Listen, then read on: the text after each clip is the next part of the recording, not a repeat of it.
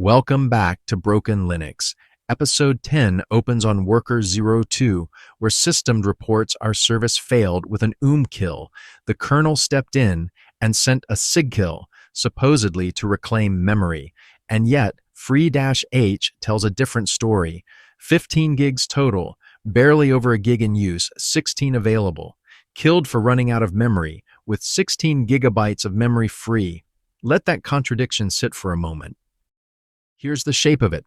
Start the worker under system call start worker, and it's dead in 10 seconds. Kill in the journal.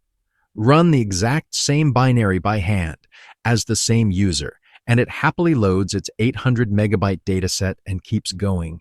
Same code, same machine, same data. The only thing that's changed over the past year is that the dataset kept growing. And last week, apparently, it crossed something. So pause here for a moment. Killed for running out of memory a sole way with 16 gigabytes free on the box. Same binary, same user, works fine by hand. And there's no traceback, no core dump, not even a clean shutdown line in the logs.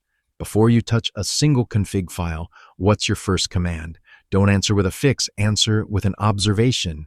What would you look at first? Natural instinct is to check the application's own log.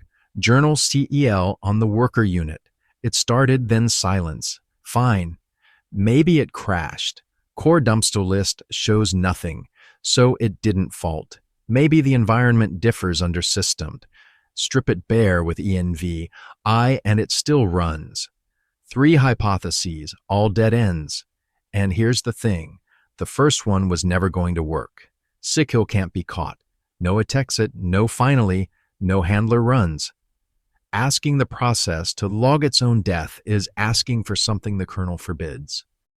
So we stop asking the process and start reading what the kernel already told us. Look at the constraint field. If it says constraint none, the whole machine went dry. But here it says constraint memcg. And the very next token's name, the C group, worker.service under system.slice. The box has 16 gigs free.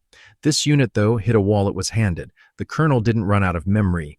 System did on the worker's behalf.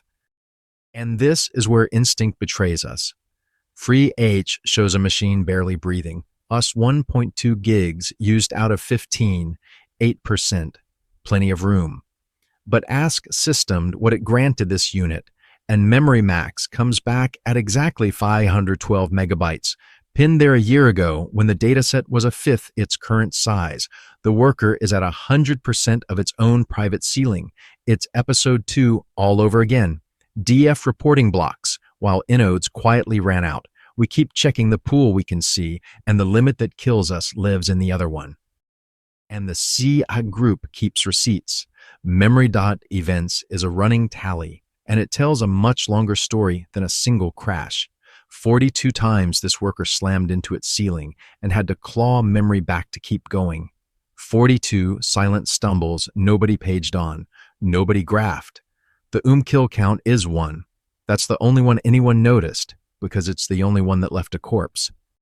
So the obvious move at 3 in the morning is to bump memory max to 2G and go back to bed. Fine, but you've diagnosed nothing, and the data set will grow into that ceiling too.